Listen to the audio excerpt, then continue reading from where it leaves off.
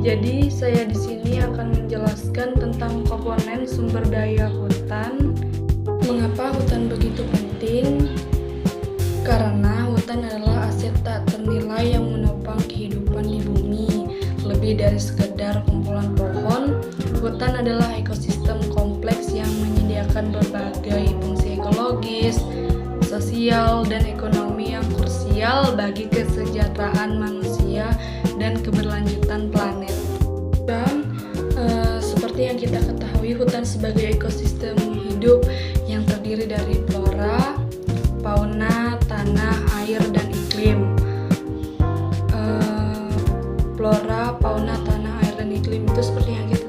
Selanjutnya, keanekaragaman hayati hutan permata endemik, langka, dan dilindungi. Hutan adalah gudang keanekaragaman hayati global, rumah bagi jutaan spesies yang sebagian besar belum teridentifikasi. Di dalamnya terdapat spesies endemik yang hanya ditemukan di wilayah tertentu seperti anggrek, spesies yang langka yang populasinya terancam seperti terenggiling, dan spesies dilindungi yang perannya vital bagi keseimbangan ekosistem seperti harimau. Populasi harimau di Indonesia cukup turun, dan harimau juga beberapa spesies harimau punah di Indonesia, yang tersisa hanya harimau Sumatera. Selanjutnya ada fungsi ekologi, yaitu peran vital hutan, regulator tata air alami. Hutan sebagai penjaga siklus air, menyerap air hujan, mengurangi risiko banjir, menahan tanah dari erosi, menjaga kualitas air, mengisi kembali cadangan air tanah, sumber air bersih berkelanjutan, dan melepas uap air ke atmosfer, memengaruhi cuaca hujan. Selanjutnya, hutan sebagai paru-paru dunia, penyerapan karbon dan mitigasi iklim. Penyerapan karbon efektif melalui fotosintesis, pohon menyerap karbon dioksida CO2 dari atmosfer dan menyimpan dalam biomasa mereka. Ini membantu mengurangi konsentrasi gas rumah kaca, melambatkan perubahan iklim, dan menjaga suhu global tetap stabil.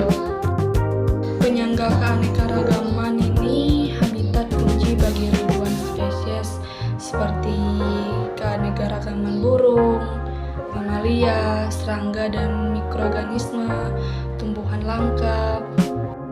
Manfaat sosial ekonomi, penggerak pendapatan dan kesejahteraan masyarakat. Di bagian pendapatan, kehutanan lestari, ekowisata, dan hasil hutanan kayu menciptakan lapangan kerja dan pendapatan bagi masyarakat sekitar. Sedangkan kesejahteraan mendukung kesehatan fisik dan mental, serta memperkuat ikatan budaya dan spiritual. Edukasi menjadi laboratorium alam untuk penelitian dan pendidikan lingkungan bagi para mahasiswa maupun pelajar. Nah, kesimpulan dan langkah selanjutnya, melestarikan hutan untuk masa depan.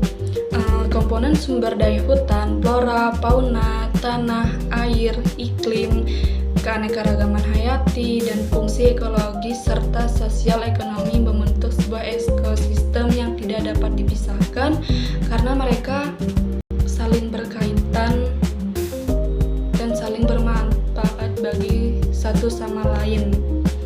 Baik, sekian dari saya. Terima kasih.